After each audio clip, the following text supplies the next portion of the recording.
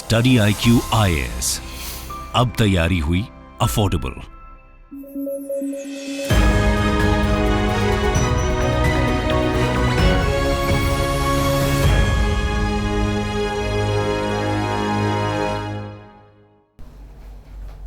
क्या आपको कोई ऐसा फ्रेंड है जो सबके साथ अच्छा बनना चाहे, नो मैटर व्हाट, सबका क्लोज अलाय, किसी का बुरा नहीं बनना? रियलिस्ट पर्सपेक्टिव कहता है कि जो सबके साथ होता है वो एक्चुअली किसी के साथ नहीं होता अपने अलावा। इंटरनेशनल पॉलिटिक्स में तो हालांकि ये बात आम है, क्योंकि नेशंस के एक्शंस को गवर्न करने वाला प्रेजेंट टाइम में सबसे पॉपुलर आइडिया है क्या? नेशनल इंटरेस्ट, राष्ट्र हित सर्वोपरि है। आज हमें साउथ कोरिया चाइना रिलेशंस की बात करनी है। यहां पर साउथ कोरिया आज के समय में स्ट्रेटेजिक बैलेंस पॉलिसी का बेस्ट एग्जाम्पल कहा जाता है। ऐसा क्यों? इधर साउथ कोरिया यूएस और जापान के साथ भी है और इधर चाइना के साथ भी है। आप सोच रहे होंगे सर चाइना और यूएस की तो राइवलरी है ना। जी हाँ, चल रही है राइवलरी, लेकिन साउथ कोरिया ने एक स्ट्रेटेजिक बैलेंस अचीव किया हुआ है। हमें जानना होगा कैसे अचीव किया, इसका बैकग्राउंड क्या है। हम रूट से इस टॉपिक को उठाएंगे, करंट डेवलपमेंट्स तक ले जाएंगे। प्रीलिम्स और मेंस का लास्ट में क्वेश्चन भी शो होगा। ध्यान रखिएगा, ये जो एरिया है पैसिफिक ओशन, इसकी जो जियोपॉलिटिकल टेंशंस हैं वो इंपॉर्टेंट हैं और उसको नॉर्मलाइज करना होगा। तो आपको नहीं लगता कि साउथ कोरिया एक इंपॉर्टेंट लिंक होगा? राइट। स्टार्ट करने से पहले foundation batch live class start हो रही है 28 जून से। पॉलिटी से क्लास स्टार्ट हो रही है, polity and IR I will be taking. 1-to-1 mentorship आपको दी जा रही है। इसका मतलब क्या है? मेरा मानना है कि कई स्टूडेंट सोचते हैं कि केवल क्लास में आ जाने से एक समय ऐसा आएगा कि उनका नाम मेरिट लिस्ट में शो हो जाएगा। ये बात झूठ है। क्लास में आने से आपकी अंडरस्टैंडिंग स्ट्रांग हो जाएगी। डेफिनेटली आप पार्टिसिपेट करिए क्लास में, अटेंशन रखिए, हो जाएगी स्ट्रांग। लेकिन उस ज्ञान का प्रयोग करना तो आना चाहिए ना। प्रीलिम्स लेवल पर, मेंस लेवल पर, फिर इंटरव्यू लेवल पर आपको रेगुलर गॉज करना पड़ेगा कहां आप खड़े हैं। तो इसी वजह से इस बैच में आपको वीकली टेस्ट दिए जा रहे हैं, प्रीलिम्स की टेस्ट सीरीज दी जा रही है। और देखिए, अल्टीमेटली आपको मेरिट में नाम लाने के लिए मेंस में अच्छा स्कोर करना पड़ेगा। प्रीलिम्स तो स्क्रीनिंग स्टेज है, उसके मार्क्स नहीं जुड़ेंगे फाइनल मेरिट में। मेंस में 1750 मार्क्स। ऐसे भी स्टूडेंट्स हुए हैं मेंस में इतना अच्छा स्कोर किया कि इंटरव्यू में एवरेज मार्क्स भी मिले, तब भी 40 रैंक, 48 रैंक। तो आंसर राइटिंग कब करोगे? जब कोर्स खत्म हो जाएगा उसके बाद। कई स्टूडेंट्स ऐसा ही करते हैं और फिर लास्ट में टेंशन हो जाती है। ऐसा नहीं करना है। इसी वजह से क्लास के साथ ही आंसर राइटिंग प्रैक्टिस की कराई जा रही है। करंट अफेयर्स प्रोग्राम भी एडेड है, जिससे इधर उधर कई जगह आपको भटकना ना पड़े। एक जगह पर वीडियो, एक ही जगह पर PDF, उसी से सिलेबस को इंटरलिंक करते हुए चलना और उसके बाद टेस्ट सीरीज में अपने आप को गॉज कर पाना कहाँ आप स्टैंड कर रहे हैं। लेकिन अब मैं देखता हूं कि स्टूडेंट क्लास के बाद अपनी तैयारी को मैनेज नहीं कर पाता। क्लास में आ जाता है लाइव क्लास में रेगुलर, लेकिन उसके बाद क्यों मैनेज नहीं हो पाता? उसके दो कारण मुझे लगते हैं। एक है कि सब्जेक्ट से जुड़ी कुछ जानकारी में वीकनेस होना, कुछ कंसेप्चुअल वीकनेस है। इसकी वजह से कई स्टूडेंट्स फिर सवाल भी नहीं पूछते टीचर्स से। और दूसरा कारण है कुछ पर्सनल इश्यूज, जिसकी वजह से जो मोमेंटम है तैयारी का वो ब्रेक हो जाता है। अब इन्हीं दो प्रॉब्लम्स को सॉल्व करने के लिए मेंटर्स दिए जा रहे हैं, जो आपको कॉल करेंगे रेगुलरली। आप भी उनसे कनेक्ट रहेंगे कॉल पर, व्हाट्सएप पर, मेल पर। आंसर राइटिंग में इंप्रूवमेंट कराना हो तो उस पर भी वो फीडबैक आपको देंगे अलॉन्ग विथ फैकल्टीज। साथ में जो पर्सनल इश्यूज है उस पर भी वो आपको गाइड करेंगे, क्योंकि हमारी प्रायोरिटी है कि आपकी तैयारी होलसम ट्रैक पर चलनी चाहिए। तो अभी आप ये कोर्स देखेंगे अगर studyIQ.com पर, तो आपको 25,000 का शो हो रहा होगा। लेकिन आप त्यागी लाइव कोड अभी यूज कर सकते हैं, तो आपको 18,500 में अवेल हो जाएगा। 10 मंथ्स का कोर्स है, 900+ लाइव आवर्स हैं क्लासेस के। तो I think it's a golden opportunity, comprehensive coverage of syllabus in a best possible manner. Shashank Tyagi for you, आप मुझसे जुड़ सकते हैं वीडियो से जुड़े अपडेट्स के लिए, MCQs के लिए, या कोई भी आपको सवाल कभी पूछना हो तो I am there.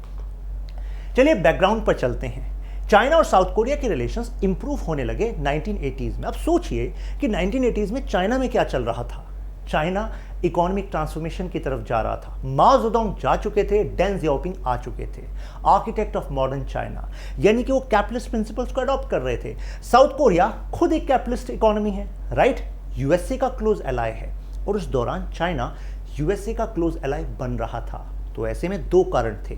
South Korea के साथ रिलेशन अच्छे रखेंगे तो यानी कि धीरे धीरे ट्रेड इंप्रूव होगा। साथ में यूएसए का भी क्लोज अलाय है और यूएसए के साथ चाइना अच्छा रिलेशनशिप चाहता था अपने फायदे के लिए, क्योंकि मैन्युफैक्चरिंग बेस्ड इकोनॉमी तभी तो बनेगा ना जब एक्सपोर्ट के लिंक बनेंगे। और एक्सपोर्ट के लिंक कौन देगा? यूएस देगा और यूएस के एलाइज देंगे। और इससे पहले देखिए क्या चल रहा था। चाइना जो है वो रिकॉग्नाइज करता था केवल नॉर्थ कोरिया को, और साउथ कोरिया रिकॉग्नाइज करता था ताइवान को, मानता था कि ताइवान ही असली चाइना है। खैर, साउथ कोरिया लास्ट ऐसी एशियन कंट्री था जिसने चाइना यानी कि पीपल रिपब्लिक ऑफ चाइना को रिकॉग्नाइज किया था। लेकिन आज हम देखें तो ये स्ट्रेटेजिक कोऑपरेशन के रिलेशनशिप पर पहुंच चुके हैं। कई लोगों को लगता है कि जो बातें होती हैं स्ट्रेटेजिक कोऑपरेटिव पार्टनरशिप, ये सिर्फ बोल बचन होते हैं। ऐसा नहीं है। हर एक स्टेज पर जैसी रिलेशनशिप अपग्रेड होती है तो उसके साथ नए आयाम जुड़ते हैं कनेक्टिविटी के। किस किस लेवल पर आप कनेक्ट करेंगे, क्या क्या सुविधाएं आप रिलेशनशिप में एक दूसरे को देंगे, इसके बारे में भी हम डिटेल में बात करेंगे। सबसे पहले हिस्ट्री पर चलते हैं ट्रबल्ड रिलेशनशिप की। अगर हम एंशिएंट और मिडिवल टाइम में देखें तो जहाँ पर आज आप कोरिया देखते हैं और जहाँ पर चाइना देखते हैं वहाँ पर रिलेशंस अच्छे पाए गए। देखिए जहाँ पर आप आज हम चाइना देखते हैं तो ऐसा नहीं कि पूरे पर मिडिवल टाइम में एंशिएंट टाइम में एक ही डायनेस्टी का राज रहा हो। जैसे कि ये जो पार्ट आप देख रहे हैं ये सदर्न चाइना है, तो यहाँ पर एक टाइम पर सोंग डायनेस्टी थी और यहाँ पर थी कोरियो। देखिए लिखा ये कोरियो जाता है और बोला कोरियो जाता है, ठीक है। और कहा जाता है कि एक्चुअली जो कोरिया बोला जाता है ना यहाँ पर, ये यहीं से आया है वर्ड। तो दोनों के अच्छे रिलेशनशिप थे। इसके बाद मंगोल्स का हमला होता है सोंग डायनेस्टी पर, यान डायनेस्टी यहाँ पर बनती है। उसके बाद आगे चलते हैं तो मिंग डायनेस्टी यहाँ पर बन जाती है और यहाँ पर आता है जोसियोन डायनेस्टी। तो दोनों के अच्छे रिलेशंस रहते हैं। इवन जो यहाँ पर आप कोरियन पेनिनसुला पर ये देख रहे हैं जोसियोन डायनेस्टी, यहाँ पर हमला होता है जापान की तरफ से। तो जापान से इसको बचाने के लिए मिंग डायनेस्टी ने अपनी फोर्सेस भेजी थी। देखिए 2,21,500 ट्रूप्स भेजे थे उस टाइम में। फिर आप सोच रहे होंगे तो यानी कि चाइना और जो जहाँ पर आज कोरिया है तो इनके तो ट्रेडिशनली अच्छे रिलेशंस रहे हैं, तो फिर बीच में क्या ऐसा हुआ कि रिलेशंस खराब हो गए। तो चलिए आपको लेकर चलते हैं हम 910 में। इससे भी पहले की बात कर रहा हूँ कोरियन वॉर से, क्योंकि कोरियन वॉर तो हम बात करें 50 से लेकर 53 की, 1910 की मैं बात कर रहा हूँ। 1910 में जहाँ पर आज आप कोरिया देखते हैं, नॉर्थ कोरिया साउथ कोरिया दोनों, वो एक्चुअली इन्वेड कर दिया था जापान ने। जापान की इंपीरियल फोर्सेस के वो अंडर था। वर्ल्ड वॉर 2 आ गया, यानी कि 1910 से 1939 से 45 तक वर्ल्ड वॉर 2 चला। तो 45 तक ये जापान के अंतर्गत रहा और कहा जाता है कि जापान ने यहाँ पर काफ़ी यातनाएं करी लोगों की। और उसके बाद 45 में क्योंकि जापान हार गया था तो अब जापान को हैंड ओवर करना था एरिया। तो अब यहाँ पर कंपटीशन चालू हुआ कि अब इस एरिया पर किसका आधिपत्य होगा। तो नदर्न साइड से तो जो आपकी पीपल रिपब्लिक ऑफ चाइना, जिसको हम चाइना कहते हैं, वो और यूएसएसआर, वो चाहते थे कि यहाँ पर कम्युनिस्ट राज हो। और सदर्न साइड से यूएस एंड यूएन यहाँ की फोर्सेस थी, वो कहते थे कि नहीं यहाँ कैपिटलिस्ट राज हो। तो यहाँ पर दोनों में कॉन्फ्लिक्ट था। फाइनली हुआ क्या, आधे एरिया में तो रह गया पीआरसी और यूएसआर समर्थित कम्युनिस्ट राज और नीचे वाले एरिया में सदर्न राइट साइड में हमको मिला कैपिटलिस्ट राज। तो फाइनली जो है यहाँ पर आर्मिस्टिस हुआ, यानी कि जो लड़ाई है वो बंद हुई और लड़ाई बंद होने के लिए यहाँ पर डीमिलिटराइज्ड जोन बनाया गया। देखिए जो ग्रीन एरिया आप देख रहे हैं ये वो जोन है जहाँ पर ना तो नॉर्थ कोरिया ना साउथ कोरिया अपनी फोर्सेस को लगा सकता है। जो आप रेड एरिया देख रहे हैं इसको हम कहते हैं मिलिट्री डिमार्केशन जोन, यहाँ पर फोर्सेस लगी रह सकती हैं। और आज भी यूएस के ट्रूप्स साउथ कोरिया में स्टेब्लिश्ड हैं, स्टेशनड हैं, यूएस का बेस है वहाँ पर। यहाँ पर देखिए कोरियन आर्मिस्टिस एग्रीमेंट साइन हो रहा है, इधर यूएन की फोर्सेस हैं, इधर चाइना की फोर्सेस हैं और एग्रीमेंट साइन कर रही हैं कि चाइना भविष्य में इस साउथ कोरिया में कोई मिलिट्री इंटरवेंशन नहीं करेगा। अब कोल्ड वॉर जब आया, यानी कि 45 के बाद से, यानी कि जिस दिन ये 50 से 53 तक ये युद्ध चल रहा था, इसके बाद 91 तक 1991 में कोल्ड वॉर खत्म हुआ जब यूएसएसआर डिसइंटीग्रेट हुआ। तो इस बीच जो रिलेशंस थे, यानी कि मैं बात कर रहा हूँ साउथ कोरिया और चाइना के, ऐसा नहीं था कि नॉर्मल रिलेशन थे, वो तो 80s में जाकर इंप्रूव होने लगे ना। स्टार्टिंग में तो कोई ऑफिशियल रिलेशन भी नहीं था। अब आप सोचेंगे उस टाइम पर क्या चाइना को व्यापार की जरूरत नहीं थी? जरूरत तो थी, क्योंकि कम्युनिस्ट राज आ चुका था, लेकिन उस टाइम पर उनकी आर्थिक जरूरतें पूरी हो रही थी यूएसएसआर से। तो जहां से जरूरतें पूरी, उनका रिलेशन पर अच्छा प्रभाव पड़ता है। साउथ कोरिया चाइना रिलेशंस में अब ट्विस्ट आता है जब चाइना का एक एयरक्राफ्ट CAAC 296 ये हाईजैक हो जाता है और हाईजैक होकर पहुंचता है साउथ कोरिया में, और वो भी यूएस बेस पर। आप सोच रहे होंगे यानी कि साउथ कोरिया या फिर यूएस का इन्वॉल्वमेंट होगा, ऐसा नहीं है। इसमें चाइनीज एथनिसिटी के लोग थे जिन्होंने हाईजैक किया था ताइवान कॉज के लिए। हालांकि साउथ कोरिया ने कहा कि हम किसी भी टेररिस्ट एक्टिविटी का समर्थन नहीं करते। चाइना ने कहा कि हम चाहते हैं कि हमारे लोग, हमारा क्रू वापस आ जाए। तो चाइनीज डेलीगेशन उनको लेने आती है, फाइनली वो लेकर जाते हैं। तो ऐसे में एक पॉजिटिव नोट मिलता है दोनों के रिलेशनशिप को। इसके बाद पीपल टू पीपल कॉन्टैक्ट पर फोकस किया जाता है, यानी कि कल्चरल प्रोग्राम्स कराए जाते हैं, हाई लेवल मीटिंग्स होने लगती हैं। और देखिए किस तरीके से इन्होंने अपने रिलेशनशिप की ग्रोथ को दर्शाया है। ये वर्ड सिग्निफाई करते हैं। 1983 में कह रहे थे फ्रेंडली कोऑपरेटिव रिलेशनशिप, इसके बाद collaborative partnership for the 21st century. Comprehensive cooperative partnership, इसके बाद स्ट्रेटेजिक कोऑपरेटिव पार्टनरशिप। आप सोच रहे होंगे सर इन वर्ड्स का डिफरेंस क्या होता है। देखिए, जब एक एक स्टेप लिए जाता है तो हर एक नया डायमेंशन जब हम रिलेशनशिप में ऐड करते हैं तो उस पर फिर नया नाम दिया जाता है। इसको केवल बोल बचन मत समझिएगा। जैसे स्ट्रेटेजिक कोऑपरेटिव पार्टनरशिप, तो इसका मतलब ये है कि साउथ कोरिया और चाइना दोनों का जो लॉन्ग टर्म विजन है उसमें वो दोनों एक दूसरे को इंपॉर्टेंट मानते हैं, यानी कि कॉम्प्लीमेंट्री मानते हैं। एनरिच स्ट्रेटेजिक कोऑपरेटिव पार्टनरशिप, यानी कि अब और ज़्यादा व्यापक तौर पर उन्होंने अपने स्ट्रेटेजिक एवेन्यूज़ को ऑब्जर्व किया है और दोनों उस पर कॉम्प्लीमेंट्री हैं एक दूसरे के लिए। Not politic policy, South Korean president Roh Tae Woo, इन्होंने कहा कि ऐसा करते हैं, चलिए अब दोस्ती करते हैं किसके साथ, चाइना, यूएसएसआर और नॉर्थ कोरिया के साथ। अब ऐसा क्यों करते हैं, उन्होंने कहा देखिए टेंशन्स अगर इंक्रीज होगी तो ऐसे में साउथ कोरिया मार्केट को टैप नहीं कर पाएगा चाइना की, और साथ में जो नॉर्थ कोरिया है वो इन दोनों पिलर्स के सहारे वो थ्रेट कर देता रहेगा साउथ कोरिया को। तो सबसे बढ़िया स्ट्रेटजी तो ये है ना कि भाई जो आपका दुश्मन है, जैसे कि नॉर्थ कोरिया कन्वेंशनली आपका दुश्मन है, तो वो जिसके बलबूते पर आपको डरा रहा है, अगर आप उसके साथ क्लोज पार्टनरशिप कर लो तो एक तरीके से आप अपने ही दुश्मन को आइसोलेट कर पाओगे, राइट। तो फाइनली ये काफ़ी हद तक उसमें सक्सेसफुल भी हुए। दो इन्हें अचीवमेंट मिले। सबसे पहले तो चाइना के साथ क्लोज पार्टनरशिप हुआ तो पैसा पैसा पैसा, यानी कि ट्रेड बढ़ गया, और दूसरा ये नॉर्थ कोरिया को आइसोलेट कर पाए। और जो ये नॉट पॉलिटिक पॉलिसी है इसी को फिर एक्सपेंड किया गया और फर्दर नाम दिया गया sunshine policy. Post cold war reforms क्या चल रहे थे, देखिए चाइना ने ऑब्जर्व किया कि यूएस ने कोरिया के साथ, यानी कि साउथ कोरिया के साथ एफटीए साइन किया, फ्री ट्रेड एग्रीमेंट, और उसके बाद यूएस का व्यापार इतना बढ़ गया, यानी कि $5 billion increase in US exports to Korea between 2011 and 14। तो चाइना को लगा यानी कि बड़े काम की चीज़ है साउथ कोरिया, यानी कि हम भी इसके साथ एफटीए करेंगे, फ्री ट्रेड एग्रीमेंट करेंगे।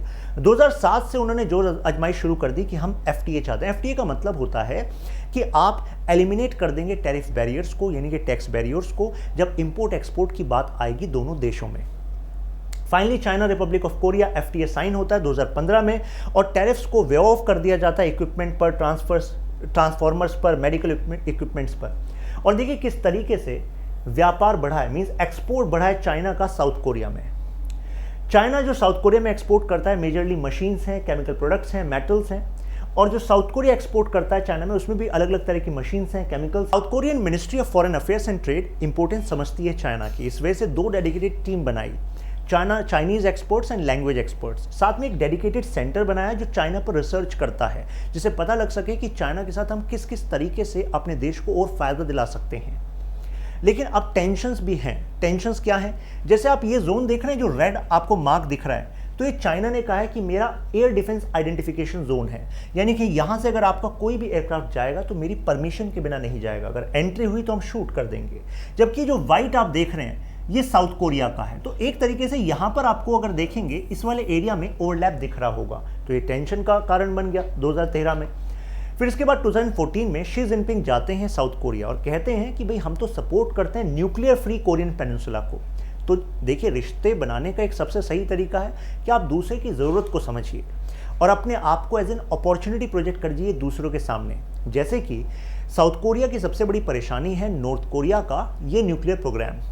तो ऐसे में साउथ कोरिया चाहता है कि चाइना, यूएसएसआर, यूएसए सब इसको सपोर्ट करें कि यहाँ से न्यूक्लियर वेपन्स को हटाया जाए। तो वही मन की बात वो बोल रहे हैं। तो इससे नॉर्थ कोरिया सोच रहा होगा कि मतलब साउथ कोरिया की इकोनॉमी क्या हुई और आपने मतलब दोस्त ना रहा।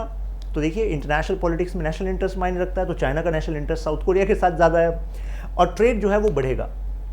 अब देखिए फिर इसके बाद टेंशन आई चाइना और साउथ कोरिया में। कैसे?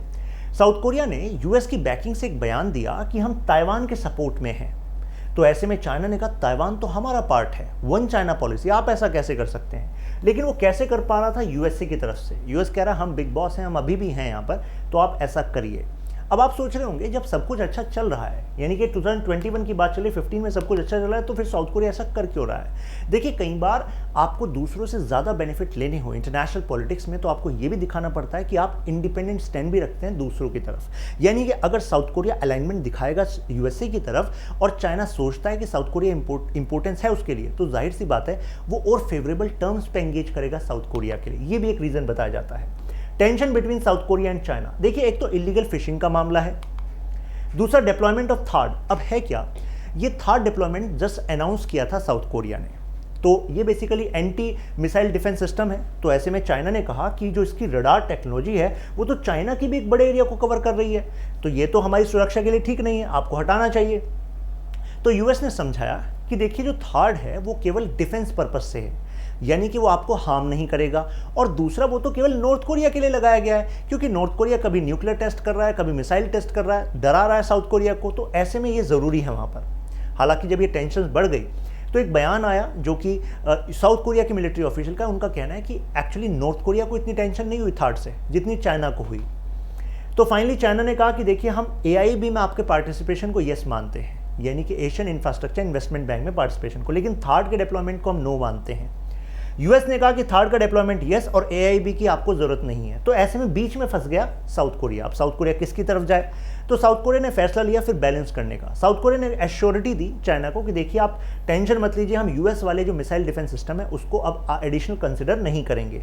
साथ में जो जापान, यूएस और कोरिया का जो अलायंस है वो सिक्योरिटी अलायंस तो है, लेकिन वो मिलिट्री अलायंस नहीं बनेगा, यानी कि चाइना को इससे कोई खतरा नहीं होगा। तो ये देख रहे हैं आप चाइना को बैलेंस करने का तरीका। BTS कोरियन वॉर कंट्रोवर्सी अभी कुछ टाइम पहले हुई थी, ये बेसिकली एक बैंड है साउथ कोरिया का। तो उन्होंने कमेंट किया कि यूएस और जो साउथ कोरिया है वो बेसिकली पेन अभी भी रखता है जो कोरियन वॉर में हुआ था, यानी कि 50 से 53 के बीच में, और उस पेन का कारण कौन? चाइना और USSR। तो चाइना ने इस पर अपनी नाराजगी जताई कि ये सबसे पॉपुलर बैंड में से एक है आपका और ये ऐसी बात कर रहा है, तो ये तो गलत सेंटीमेंट जाएंगे, people to people contact harm होगा हमारा। तो ऐसे में कई साउथ कोरियंस ने कहा कि ये ओवर एग्जेजरेट किया जा रहा है चाइना द्वारा, इतना ज़्यादा इस पर रेस्पॉन्ड करने की जरूरत नहीं है। मेडलिंग विद हिस्ट्री, ये भी पता लगा कि साउथ कोरिया के एक मीडिया ग्रुप ने कहा कि चाइना ने स्पॉन्सर किया और इस वजह से हिस्ट्री को बेसिकली ट्विस्ट किया जा रहा है कहीं अमेरिकन स्कूल में। टेक्स्ट बुक बता रही हैं कि actually Korea was part of China till 1876। Joint stance on Japan, अब यहाँ पर जो है साउथ कोरिया और चाइना एक हैं। अब देखिए कैसे, मैंने आपको बताया था 1910 से लेकर 1945 तक जापान के अंदर था ये आपका जो कोरियन पेनिनसुला है। तो ऐसे में देखा गया कि जापान ने बड़ी यातनाएं की थी। साथ में जापान का जो बैटल ऑफ नैनजिंग था वो वाइड स्केल मैसेकर्स के लिए जाना जाता है। तो ऐसे में एक सेंटिमेंट ये भी है साउथ कोरिया और चाइना के लोगों में कि अभी भी हमें जो हम पर जो यातनाएं हुई थी उसका कोई रिपेट्रिएशन नहीं मिला, मतलब जितना जापान को सपोर्ट करना चाहिए था, एक्सेप्ट करना चाहिए था वॉर टाइम के जो एट्रोसिटीज़ हैं वो अभी तक नहीं करा। तो इस बिहाफ पर साउथ कोरिया और चाइना में पीपल टू पीपल कॉन्टैक्ट में एक डेप्थ दिखती है, यानी कि इतिहास एक कारण बनता है। पब्लिक ओपिनियन की बात करें तो BBC कहती है कि 44% चाइनीज जो है फेवरेबल ओपिनियन रखते हैं साउथ कोरिया के लिए। अब जरा ये क्वेश्चन देखिए, 9 line recently news related to, options आपके सामने हैं, कमेंट में बताइएगा। Both geo economic and geopolitical compulsions of South Korea made it achieve strategic balance between US and China examine. So I think अभी आपको समझ में आ रहा होगा, क्योंकि geopolitical and geo economic trade वाले एंगल्स की हमने बात की, जियोपॉलिटिकल अदर डायनेमिक्स की बात की अलॉन्ग विद अदर पार्ट्स। फिर मिलते हैं, तब तक के लिए keep learning keep growing. Study IQ IAS, अब तैयारी हुई अफोर्डेबल।